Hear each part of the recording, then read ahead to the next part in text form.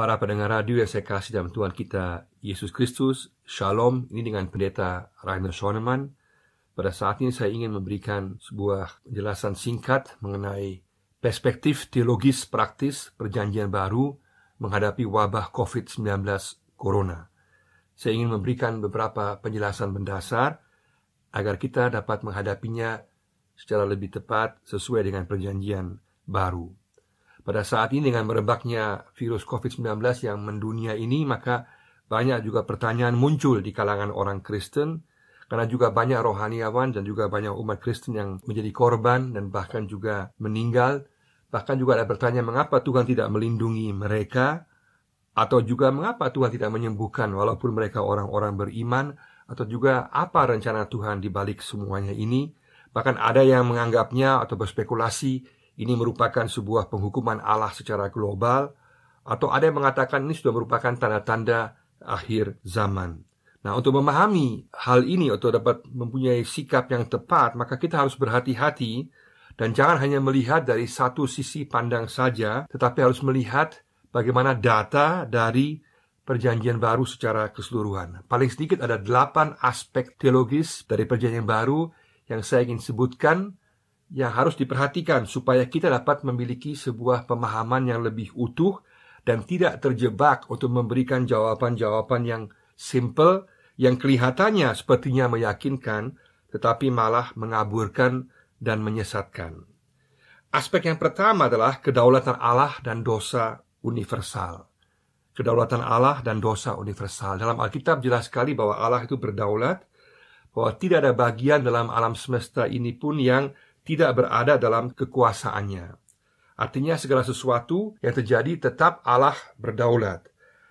Jadi Allah bisa bertindak langsung melakukan sesuatu, atau Allah juga bisa mengizinkan sesuatu, tapi juga bisa seringkali berasal dari kuasa iblis yang adalah sumber segala kejahatan. Nah, untuk menilai ini, kita harus kembali kepada penyataan Allah yang jelas dalam firman Tuhan.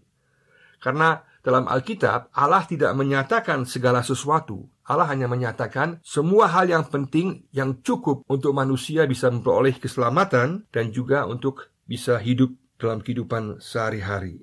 Kita harus melihat kepada penyataan Allah yang jelas. Nah, di sini kita lihat bahwa dasar daripada teologi Kristen harus kepada penyataan Allah yang jelas yang telah Dia sampaikan dalam firman-Nya dan kemudian puncaknya pada Yesus Kristus. Dan inilah titik tolak segala pengetahuan tentang Allah, juga alam semesta, kehidupan dalam dunia, dan juga persoalan kehidupan yang akan datang. Di sisi lain, ada sisi Allah yang bersifat misterius, yang tersembunyi, yang tidak kita ketahui. Dan jangan kita korek-korek, karena itu akan bersifat spekulatif, karena kita memasuki wilayah yang tidak kita kenal. Jadi manusia seringkali ingin berspekulasi, tetapi harusnya kita bersikap rendah hati, dan menyadari bahwa kita hanya memiliki pengetahuan yang sepenggal, yang hanya sebagian saja. Artinya, semua jenis perintah Tuhan yang didengar langsung atau suara atau mimpi atau penglihatan harus diuji dari firman Tuhan yang jelas. Artinya, kita harus bersikap rendah hati dan jangan membuat pernyataan mengenai hakikat Allah atau penilaian tindakan Allah, apalagi berbicara atas nama Allah, kalau kita tidak melandaskannya kepada penyataan Allah yang jelas dalam firman Tuhan. Kalau kita hanya menekankan satu aspek saja yang mungkin kelihatan bagus, kedengarannya benar, akhirnya kita akan bermuara pada teologi Spanyol, separuh nyolong, separuh benar. Kelihatannya benar, tapi akhirnya malah menyesatkan. Juga pengalaman pribadi seorang hamba Tuhan, atau juga sosoknya sehebat apapun pelayanannya, tidak bisa menjamin kepastian penyataan dari Allah. Maka yang kita miliki adalah penyataan Allah yang jelas dalam firman Tuhan. Dan itu membuat kita harus melihat data daripada firman Tuhan itu sendiri, kesaksian Alkitab secara keseluruhan sebagai dasar segala penilaian. Selain kedaulatan Allah, kita harus memperhatikan juga fakta kehadiran dosa, yaitu dosa universal. Dosa universal yang mengakibatkan sakit penyakit, penderitaan sebagai akibat daripada dosa. Pada awalnya Allah menciptakan dunia ini dengan sangat baik, tapi kemudian karena dosa maka pemberontakan manusia kepada Allah. Pada saat dia mengalami kelimpahan, dia memberontak kepada Allah, dan akhirnya itu mengakibatkan dosa yang kemudian membawa penderitaan, sakit, penyakit sampai kepada kematian. Dengan demikian, kita harus tahu bahwa baru pada akhir zaman, dalam Wahyu 21 dikatakan bahwa pada saat Yesus kembali, baru semua duka, air mata, penderitaan, kematian akan lenyap. Nah, pada saat ini kita menghadapi soal penderitaan, penyakit, dan juga kematian karena kita berada di bawah akibat dosa universal. Dengan demikian, kita harus sangat berhati-hati dalam memberikan penilaian terhadap berbagai jenis penyakit, termasuk juga virus COVID-19 ini, yang menimpa diri kita sendiri atau orang lain atau dunia secara keseluruhan. Maka, sikap yang tepat adalah merendahkan diri di hadapan Allah. Dan juga meyakini bahwa Allah berdaulat, dan juga meyakini bahwa Allah akan memelihara kita, akan membawa kita kepada keselamatan kekal, bahwa Dia akan terus menyertai kita, juga sesuai dengan Roma 8 ayat 28, bahwa kita boleh menghadapi dan bisa menghadapi situasi ini dengan kekuatan Tuhan, karena Tuhan memiliki tujuan yang baik untuk kehidupan kita. Dengan demikian, pertanyaan yang tepat adalah, atau sikap yang tepat adalah, bertanya kepada diri sendiri, di mana saya perlu mengalami pembaharuan? Di mana saya perlu bertobat? Di mana saya perlu membuat suatu komitmen yang baru, orientasi yang baru? Di mana saya dipanggil untuk melayani sesama? Dan bukan membuat statement-statement teologis yang umum global, tetapi lebih banyak bertanya pada diri sendiri, di mana saya harus berubah, bertobat, dan apa yang bisa saya buat dalam situasi seperti ini. Yang kedua adalah aspek pastoral preventif. Menyadari penyakit sebagai realita kehidupan di dunia. Kita perlu memiliki pemahaman pastoral preventif, artinya menyadari karena kedaulatan Allah, karena dosa universal, kita harus tahu bahwa dalam dunia ini kita akan menghadapi sakit penyakit sebagai suatu realita. Dan kalau kita menghadapi sakit penyakit yang berada di luar kendali kita, kita harus siap menghadapinya dengan menyikapinya secara realistis, alkitabiah, dan rohani.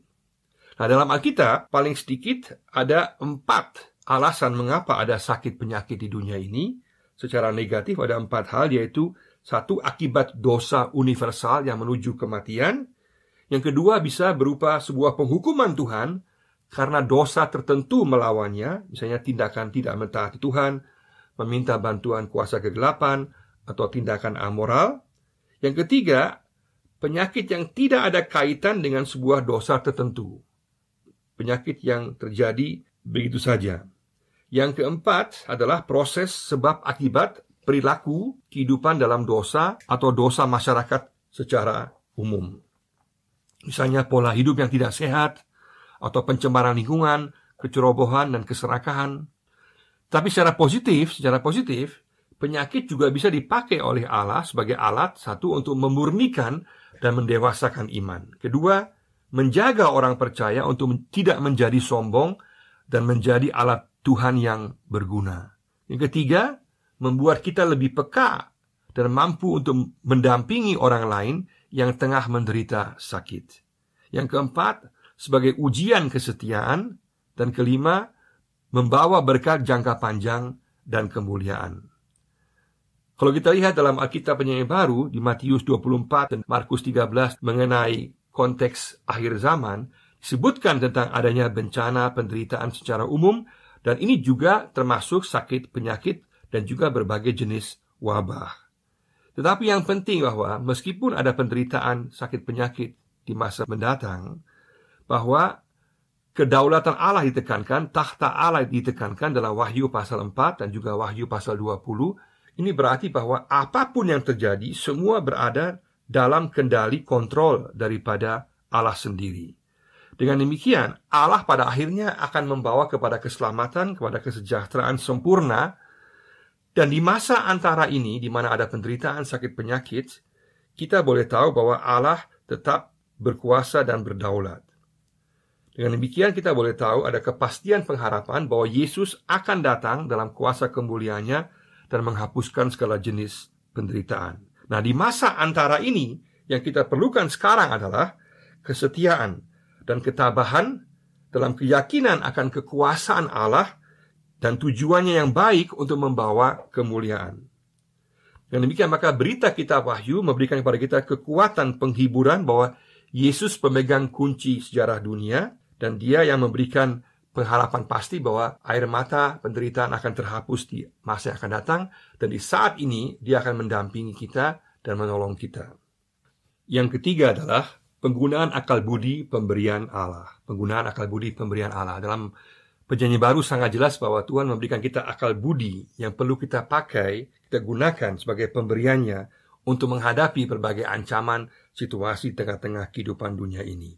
Yesus katakan dalam Matius 10 ayat 16, supaya kita cerdik seperti ular dan tulus seperti merpati. Juga ada banyak perumpamaan Yesus yang mengatakan mengajarkan tentang perencanaan masa depan, dan juga bagaimana kita membuat perhitungan dalam kehidupan kita dalam segala sesuatu. Artinya penggunaan akal budi sangat penting dalam pemahaman Perjanjian Baru untuk menghadapi situasi ancaman, permasalahan kehidupan di tengah-tengah dunia ini, dengan juga memperhitungkan akan akibatnya yang akan dapat terjadi untuk masa yang akan datang.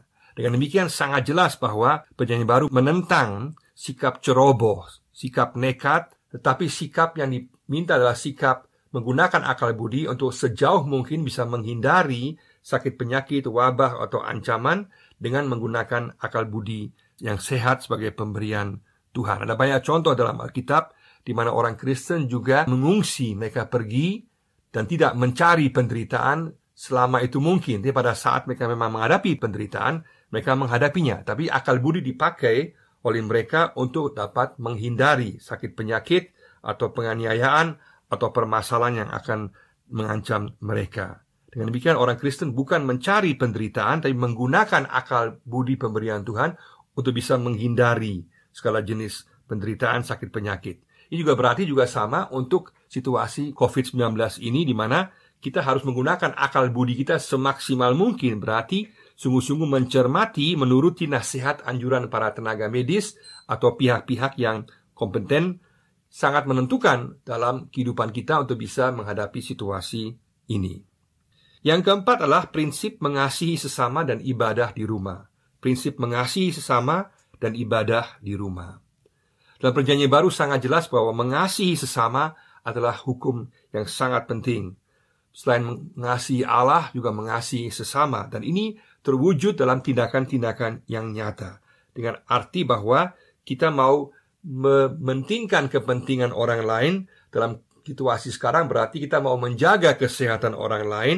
Kita tidak mau membahayakan orang lain. Berarti segala jenis anjuran dari tenaga medis, social distancing, juga physical distancing, jaga jarak, penggunaan masker, cuci tangan, tidak berkumpul, dan tinggal di rumah, semua itu penting sekali, adalah wujud daripada kasih kita kepada orang lain, untuk tidak membahayakan orang lain.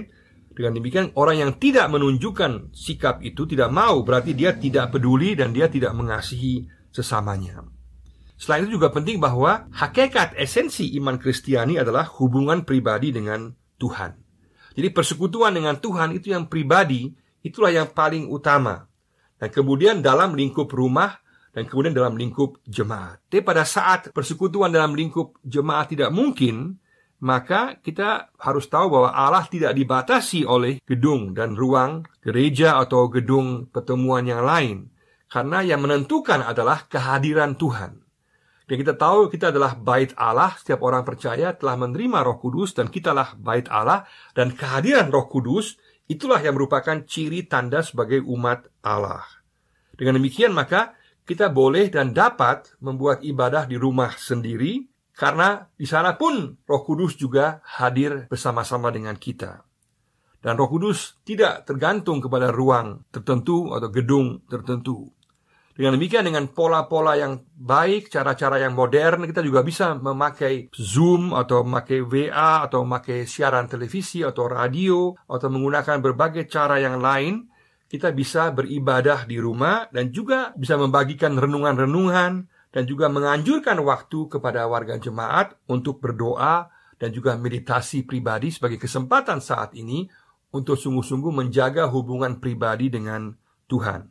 Dan sekali-sekali bisa membuat ibadah dengan online streaming atau dengan cara-cara yang lain.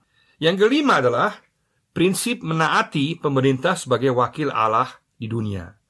Prinsip menaati pemerintah sebagai wakil Allah di dunia. Dalam Roma 13 sangat jelas bahwa pemerintah diberikan Allah sebagai wakil untuk menjaga keteraturan dan keadilan dan juga membawa kesejahteraan. Nah, selama pemerintah melakukan hal-hal yang sesuai dengan kehendak Allah, memperhatikan semua ini, maka harus dituruti. Dan dengan demikian maka pada saat kita menuruti pemerintah, berarti kita menuruti Allah. Karena tujuan pemerintah adalah untuk menolong kita, menjaga keselamatan kita, untuk mensejahterakan kita. Dengan demikian maka kita harus sungguh-sungguh menghormati dan mentaati anjuran pemerintah.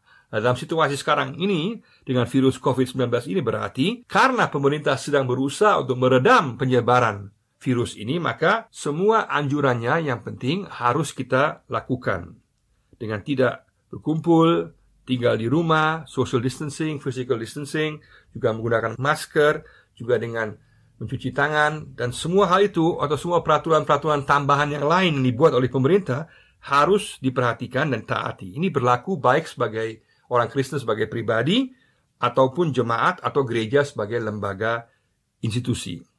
Yang keenam adalah prinsip tidak mencobai Tuhan. Tidak mencobai Tuhan. Dalam keadaan sakit atau dalam keadaan sehat, kita tidak boleh mencobai Tuhan, tapi kita harus mentaati firman-Nya. Artinya, firman Tuhan yang jelas, penyataan yang jelas, itulah yang kita ikuti. Kita bukan berusaha untuk mencobai atau menguji Tuhan.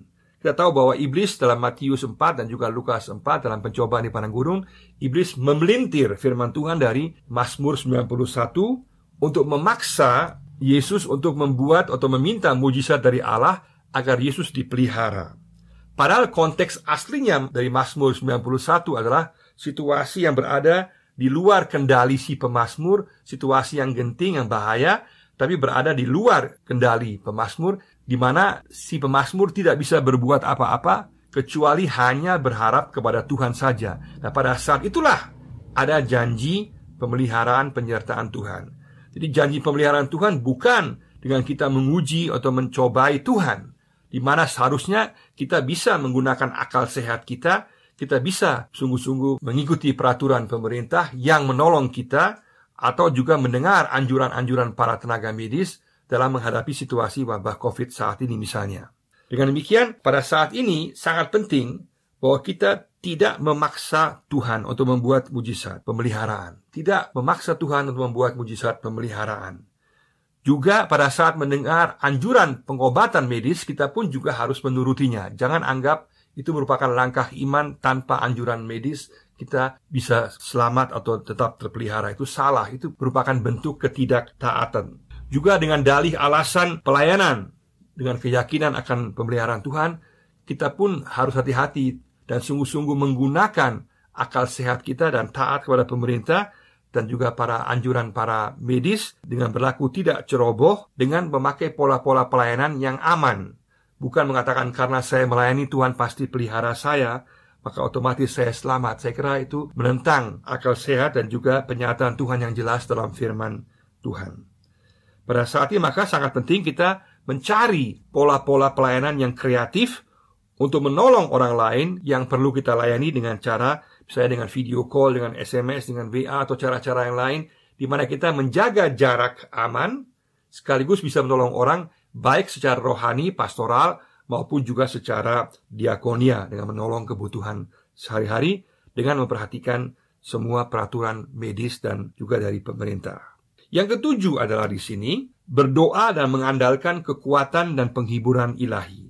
Berdoa dan mengandalkan kekuatan dan penghiburan ilahi. Dalam situasi saat ini yang paling penting dari perjanjian baru adalah menghadapi segala jenis penderitaan adalah berdoa. Sungguh-sungguh berdoa dengan sikap sungguh-sungguh meyakini akan penghiburan Allah, penyertaan Allah, bahwa Allah tidak meninggalkan kita sendiri, bahwa doa memiliki kuasa untuk dapat merubah baik situasi kita maupun lingkungan kita dan juga keadaan dunia secara keseluruhan. Berarti kita menyerahkan pergumulan kita atau masalah kita dalam tangan Tuhan, tetapi sekaligus juga tidak tinggal diam atau pasif, tetapi melakukan kehendak Tuhan secara aktif dengan tindakan nyata. Berarti taat kepada Tuhan, berdoa dan juga sekaligus bertindak. Ini berarti doa yang merupakan nafas kehidupan orang Kristen yang diajarkan oleh Yesus akan semakin nampak dalam situasi saat ini. Dan juga ada keterkaitan yang sangat kuat antara doa, pengajaran, dan pelayanan. Doa tanpa teologi tidak berisi. Teologi tanpa doa adalah kering dan tidak memiliki kuasa. Doa tanpa pelayanan tidak berpengaruh, tidak berdampak. Maka pada saat ini kita memerlukan suatu keyakinan bahwa Tuhan menjawab doa, dan isi doa kita adalah meminta Tuhan untuk kuasa penyembuhannya bagi mereka yang sakit, sekaligus juga untuk penanggulangan virus ini, kekuatan bagi tenaga medis, kekuatan bagi pihak pemerintah, hikmat dalam segala hal. Ini semua merupakan isi doa kita untuk permohonan akan pemeliharaan, penghiburan, kekuatan. Dan sekaligus kita adalah sebuah persekutuan penderitaan sebagai orang Kristen, berarti kita juga saling mendoakan, bisa juga memakai cara-cara yang kreatif untuk saling mendoakan dan saling menolong satu dengan yang lainnya. Sekaligus juga perlu kita perhatikan bahwa tidak ada ajaran mengenai doa-doa, formula-formula doa yang magis dalam perjanjian baru. Tidak ada pola-pola cara doa tertentu yang dapat berubah atau membuat Allah bertindak dengan cara tertentu. Jelas bahwa kuasa Allah tidak dapat dibatasi, dan Allah tetap berdaulat, dan kita tetap meyakini akan kuasa Allah. Tapi pada saat yang sama, kita tidak boleh memaksakan kehendak kita sendiri, karena tetap Allah yang berdaulat. Juga pengajaran-pengajaran yang mengatakan seperti misalnya bahwa bahasa roh bisa mengusir wabah COVID-19, atau doa-doa tertentu, atau pola-pola tertentu yang bisa merubah, itu jelas tidak sesuai dengan penyataan Allah yang jelas dalam firman Tuhan. Kalau kita menggunakan kesempatan ini untuk bertobat, merubah baik pribadi juga tindakan umum masyarakat dalam tindakan sehari-hari, dan juga berhadapan dengan alam, lebih memelihara alam, dan semua hal itu kita lakukan, maka itulah tindakan yang tepat menghadapi situasi ini. Sekali lagi, jangan bersikap spekulatif dalam pengajaran mengenai doa, karena doa pertama-tama meyakini akan kuasa Allah, sekaligus juga menyerahkan kepada kedaulatan Allah. Dengan demikian, orientasi dan fokus pada firman Tuhan adalah sangat-sangat penting pada saat ini, dan jangan sampai kita diisi oleh media sosial dengan berbagai berita hoax. Kita juga menenangkan diri kita dengan membaca firman Tuhan, dengan lagu-lagu rohani yang positif, membaca buku-buku yang positif, mendengar berita-berita yang positif, supaya kita menjadi tenang dan kita diisi oleh firman Tuhan. Karena firman Tuhan katakan semua hal yang baik dan yang benar, itulah yang kita lakukan. Maka kita bisa menghadapi situasi ini dengan berdoa dan mengandalkan kekuatan dan penghiburan ilahi di tengah-tengah situasi ini.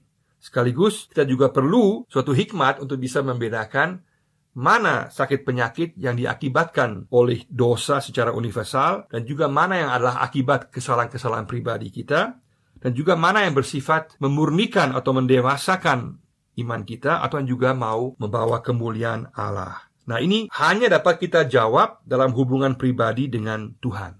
Pada saat kita menyerahkan diri kita kepada Tuhan, maka kita akan memiliki ketenangan dan akan mendapatkan jawaban daripada Tuhan.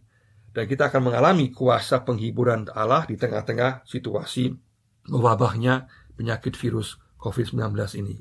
Yang kedelapan adalah melayani secara holistis kreatif. Dalam perjanjian baru, berbagai situasi krisis sekaligus merupakan sebuah kesempatan besar untuk melayani secara menyeluruh, secara holistis. Dalam situasi krisis ada keterbukaan yang tidak seperti biasanya untuk menerima pelayanan doa, diakonia, pengobatan, pastoral, serta untuk mendengar kabar baik Injil keselamatan Yesus. Jadi situasi wabah ini merupakan kesempatan untuk dalam kepekaan melayani dengan cara-cara yang kreatif dan menunjukkan kasih dan kepedulian yang nyata kepada sesama kita yang membutuhkan. Kita bisa memakai cara-cara yang kreatif, yang aman, juga dengan menggunakan alat-alat yang modern. Dasar daripada ini adalah contoh teladan Yesus yang melayani baik jasmani maupun rohani. Maka sekarang kita sebagai pribadi dan juga sebagai gereja ditanya, sejauh mana kita terlibat dalam pelayanan?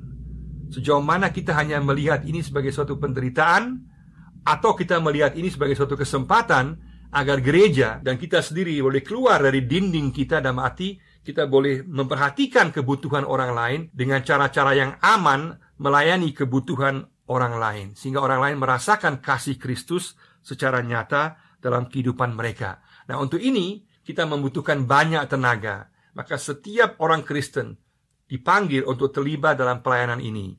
Sehingga dengan demikian, karena banyak orang terlibat, maka banyak kebutuhan dapat ditolong sehingga dapat menjangkau banyak orang. Dengan demikian, dengan memakai cara-cara yang aman dan yang kreatif, kita bisa menjangkau lingkungan di mana kita berada. Meskipun ada banyak pertanyaan yang tersisa yang tak terjawab saat ini, tapi kita boleh tahu bahwa pada akhirnya situasi ini akan membawa berkat bagi kita semua. Karena lebih banyak orang akan dijangkau dengan kasih Tuhan.